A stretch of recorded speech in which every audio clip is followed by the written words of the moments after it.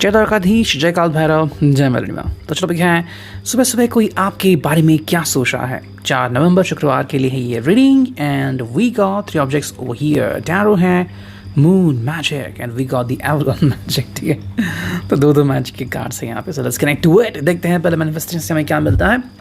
Let's do the proper manifestation कि भाई सही अंडरस्टैंडिंग मिले हमें। ओके, एंड मोस्ट इम्पॉर्टेंटली हम सही चीज़ें समझें, सही अंडरस्टैंडिंग हो एंड हमारा व्यू पॉइंट क्लियर हो जाए। ठीक है, सो इसके साथ हम करते हैं रीडिंग की शुरुआत। We have tarot. सो सबसे पहले हम करते हैं कार्ड्स की शफलिंग। ठीक है, 1 कार्ड निकालते हैं आज, देखते हैं फिर हमें क्या अलग अंडरस्टैंडिंग मिलती है। चलो, ये आ गया पहला कार्ड। ये है भाई 3 ऑफ वॉन्ड्स, एरीज लियो सैज के लिए। अगर हम इस कार्ड को देखते हैं तो it's all about the Aries Leo says की पावरफुल एनर्जी है ना 3 ऑफ वॉन्ड्स में। आई थिंक ये पर्सन ट्राई करेगा आपसे कम्युनिकेट करने के लिए, लेकिन यहाँ पे थोड़ी सी कंफ्यूजिंग वाली एनर्जी है। ठीक है, या तो शायद ये आपसे बात करने से पहले अपने किसी फ्रेंड से सलाह मशवरा करना चाहता है। ठीक है, मे बी ये आपको कोई फॉरवर्ड भी करता होगा। ठीक है, या फिर अगर ये अपने दोस्त से कैसे न कैसे बात कर रहा है या फिर उससे एडवाइस ले रहा है, तो वो जो इसको कहेगा उसी तरीके से आपके साथ कम्युनिकेट करने की कोशिश ये करता हुआ हमें नज़र आ सकता है। ठीक है, सेकंड जो कार्ड है वो है 8 ऑफ वॉन्ड्स। अगेन पैशन की एनर्जी, बट यहाँ पे है कम्युनिकेशन। क्या यहाँ पे कम्युनिकेशन एरर हो सकती है? सो ये इस प्रकार है। मेरे हिसाब से आपको लग सकता है कि ये पहले जैसे हमसे बिहेव करते थे, थोड़ा सा उसमें कुछ कम ज़्यादा आपको लग सकता है। So that is a unique thing over here. May be ये अपने आप में कुछ चेंजेस लाने की कोशिश कर रहे हैं। ओके, जैसे कि मानो फैशन सेंस अलग कर रहे हैं। अब ये तो आपको पता है कि आपको इनका सेंस अच्छा लग रहा है, नहीं लग रहा है, लेकिन मेरे हिसाब से कुछ चीज़ें जो है वो सही नहीं हो रही है। तो इसलिए अब रिश्ते की सही सलामती की डोर अब आप ही की ही हाथ में है। ठीक है, आई थिंक ये पर्सन थोड़े बहुत एक्सपेरिमेंट्स कर रहा है, उसके हिसाब से कुछ चेंजेस होने चाहिए, शायद अपने फ़न के लिए या फिर यूं ही ये चेंजेस करने की चेष्टा कर रहा है, लेकिन इसको नहीं पता है चेष्टा इसको कितनी भारी पड़ सकती है।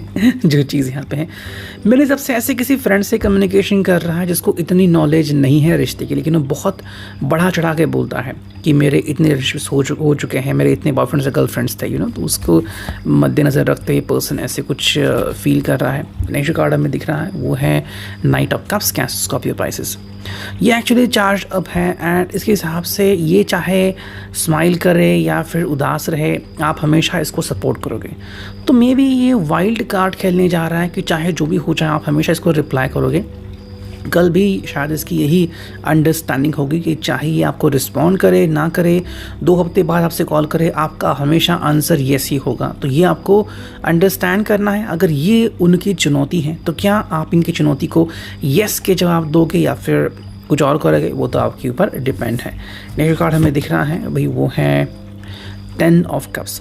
बेसिकली अगर हम कहें तो आई थिंक ये आपकी एनर्जी कहीं ना कहीं यहाँ पे मुझे ज़्यादा नज़र आ रही है। मे बी आप एक बहुत ही अच्छा परिवार यहाँ पे देख रहे हो, बहुत ही अच्छी फैमिली यहाँ पे देख रहे हो। तो चाहे फैमिली 2 की हो या फिर उनके पूरी फैमिली और आपकी पूरी फैमिली वहाँ पे इन्वॉल्व हो या फिर सारे फ्रेंड्स यहाँ पे आते हो, मेरे हिसाब से कहीं ना कहीं मे बी आप चाहते हो कि आप दोनों थोड़ा वक्त जो है वो एंजॉय करें। फिर चाहे उसमें आप डिनर करें या फिर कहीं पे घूमें या फिर आपके सारे फ्रेंड्स आपके साथ हो। यहाँ पे आई थिंक टाइम की वैल्यू बहुत है। ऐसे भी कुछ लोग होंगे इनमें से कि जो आपके टाइम की वैल्यू करते हैं, और कुछ लोग ऐसे भी हैं जो टाइम पास करते हैं या फिर जो वैल्यू बिल्कुल भी नहीं करते।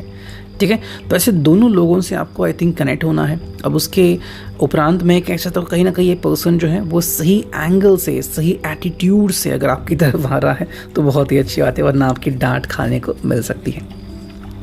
नेक्स्ट कार्ड भाई क्वीन ऑफ सोर्ड्स, कम्युनिकेशन। यहाँ पे आई थिंक आपको कम्युनिकेशन का होल्ड करना होगा। ये आई थिंक समझते हैं कि चाहे इन्होंने कुछ भी आपको इमोजी भी भेजा तो भी आप बहुत ही खुशी मनाएंगे। ये चेंजेस यहाँ पे होने काफ़ी इंपॉर्टेंट हैं। आपको कहीं ना कहीं अपनी अहमियत इनको साबित करने की ज़रूरत है। ठीक है, मे बी आपको पता है कि भाई इनके ही चेहरे के कारण आपके चेहरे पे हंसी आती है, जो बहुत ही अच्छी बात है, लेकिन इनको बताना है कि भाई आपके भी इंपॉर्टेंस है। क्योंकि अगर आप ये नहीं बताओगे तो कहीं ना कहीं ये पर्सन स्पॉइल्ड हो सकता है, जो कि बिल्कुल भी अच्छा नहीं होगा किसी भी हेल्दी और सेंसिटिव रिलेशनशिप के लिए। ठीक है, नेक्स्ट कार्ड हमें दिख रहा है वो है एस ऑफ पेंटिकल्स। तो यहाँ पे सबसे पहली जो चीज़ है वो है बॉन्डिंग प्रस्थापित करना। मेरे हिसाब से एक जो बॉन्डिंग होती है ना रिश्ते में, वो काफ़ी इंपॉर्टेंट है और काफ़ी नाजुक अवस्था में है।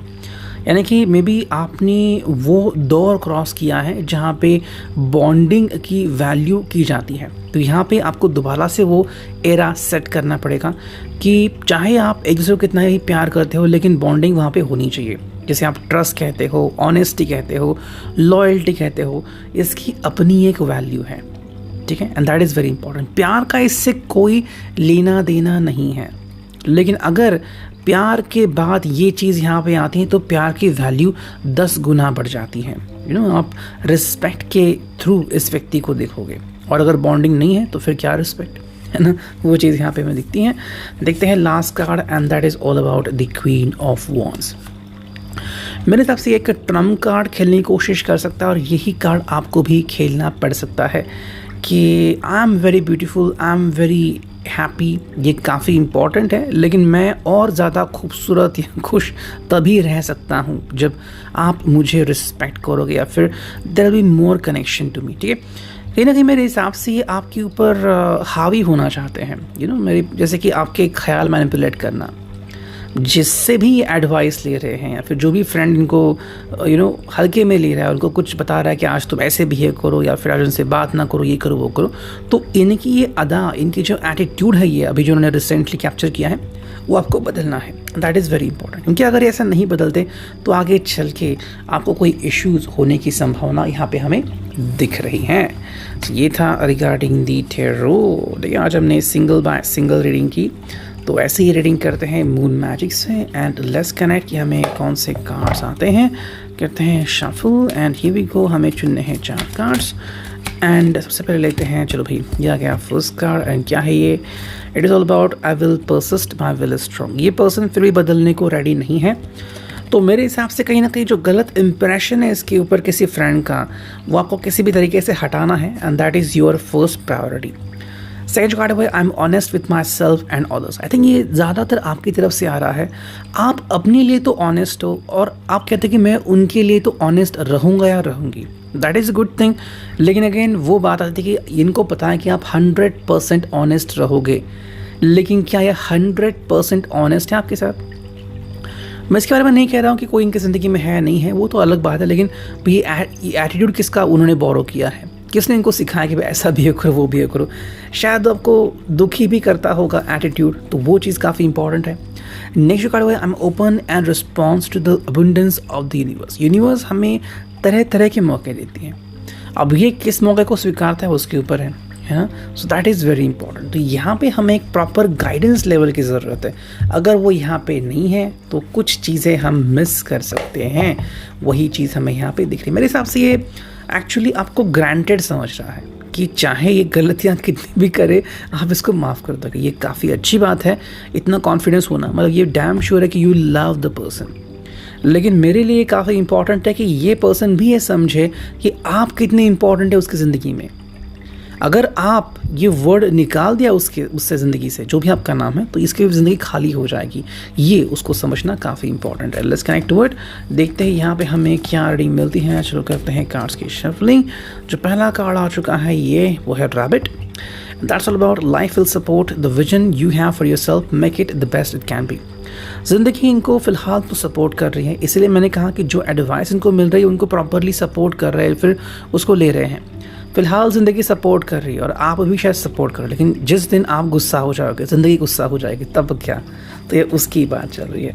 नेक्स्ट कार्ड है यहाँ पे, ठीक है, ये है कि रीअवेकन योर इंट्यूशन। तो यहाँ पे इमोशंस एंड इंट्यूशंस काफ़ी इंपॉर्टेंट है।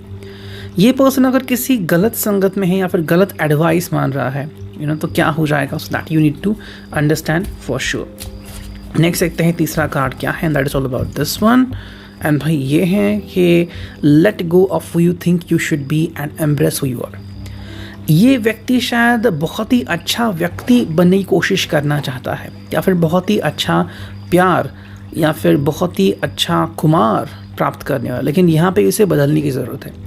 आपने उसे ये जैसा है वैसे एक्सेप्ट किया है। मे बी ये इतना बिलियनर नहीं है, ये कोई डॉक्टर इंजीनियर नहीं है, बट ये जो भी है आपके लिए काफ़ी महत्वपूर्ण है।